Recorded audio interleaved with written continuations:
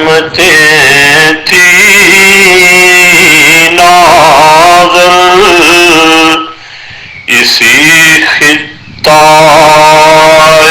زمین پر، وہی خطہ زمین ہے کہ عذاب اتر رہے ہیں۔ کوئی اور تو نہیں ہے پس خنجر آزمائی، ہمیں قتل ہو رہے ہیں، ہمیں قتل کر رہے ہیں۔ بسم اللہ الرحمن الرحیم۔ السلام علیکم ورحمۃ اللہ وبرکاتہ۔ ناظرین، زبیر خان آپ کو اپنے چینل میں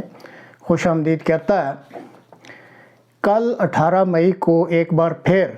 احمدیہ عقیدہ کے حامل 35 سالہ مکرمی عبدالسلام صاحب کو اوکاڑا کے علاقہ کے جو ایریا ہے اس کے نزدیک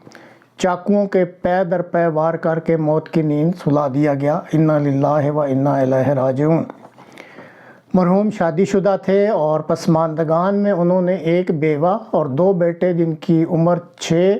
اور 4 سال اور اسی طرح ایک بیٹی جس کی عمر صرف 1.5 سال ہے وہ چھوڑے ہیں۔ مرحوم کو موت کی نیند سلانے والا تحریک لبیک پاکستان کا ایک سرگرم رکن تھا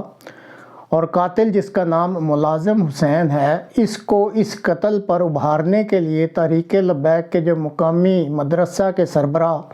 محمد امین ہے اس شخص کا براہ راست اس قتل سے تعلق ہے، اور اس قتل کرنے کے بعد جو ملازم حسین قاتل ہے وہ مفرور ہے، اور پولیس نے جو بیان دیا ہے اس کے مطابق مقتول یعنی عبدالسلام صاحب انتہائی شریف النفس انسان تھے اور ان کی کسی کے ساتھ بھی دشمنی نہیں تھی، اور پولیس کے مطابق بھی یہ قتل محض عقیدہ کے اختلاف کی بنیاد پر کیا گیا ہے۔ اب قرآن کریم جو کہ اسلام کی مقدس کتاب ہے اس کی سورہ المائدہ کی آیت نمبر 32 کے مطابق اگر کسی بے گناہ کا ناحق قتل کیا جائے تو یہ قتل پوری انسانیت کا قتل کہلاتا ہے۔ اب اگر تحریک لبیک کے مدرسہ کے سربراہ محمد امین جو اپنے آپ کو اسلام کا چیمپئن کہتے ہیں، انہوں نے اگر اپنے طالب علم کو اس اصل رنگ میں قرآنی تعلیم کا بتلایا ہوتا تو یہ واقعہ ظہور پذیر نہ ہوتا، لیکن افسوس کہ یہ ملک پاکستان ہے جو کہنے کو تو اسلامی ملک ہے لیکن اسلام کی اصل تعلیم کے علاوہ ہر دوسری چیز اس ملک میں پائی جاتی ہے۔ اب عمران خان صاحب جن کے ہر جلسہ میں تلاوت بھی کی جاتی ہے اور وہ بڑے ہی فخر سے اقوام متحدہ میں جو اسلام فوبیا کی قرارداد پاس ہوئی اس کا بھی ذکر کرتے ہیں، تو میرا ان سے سوال ہے کہ کیا وہ کبھی اپنے گریبان میں جھانک کے یہ دیکھیں گے ان کے اپنے ملک میں کیا ہو رہا ہے؟ عقیدہ کے اختلاف کی بنا پر بے گناہ افراد کا قتل، مجھے عمران خان صاحب یہ بتائیں کس مذہب میں لکھا ہوا ہے؟ لیکن وہ کبھی بھی اس ناانصافی پر بات ہی نہیں کریں گے، یہ میں آپ کو لکھ کے دے سکتا ہوں، کیونکہ ہاتھی کے دانت کھانے کے اور ہوتے ہیں دکھانے کے اور ہوتے ہیں۔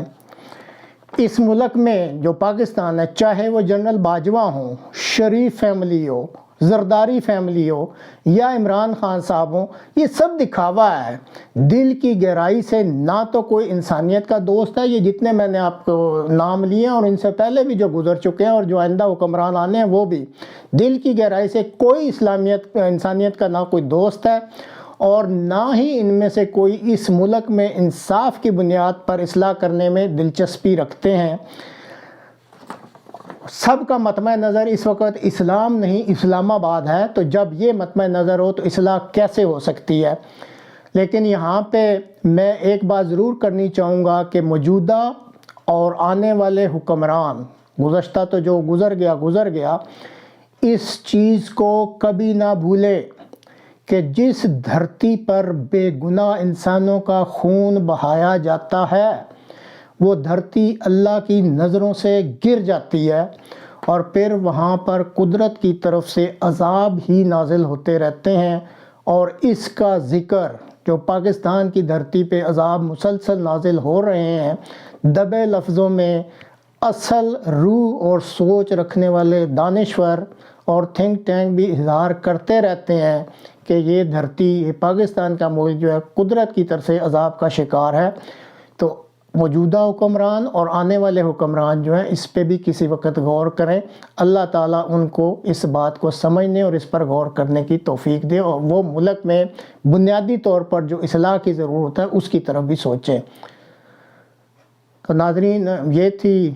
آج کی ویڈیو، پھر ملیں گے انشاءاللہ، تب تک کے لیے اجازت دیجیے۔ السلام علیکم ورحمۃ اللہ وبرکاتہ۔ رحمتیں تھی نازل اسی خطہ زمین پر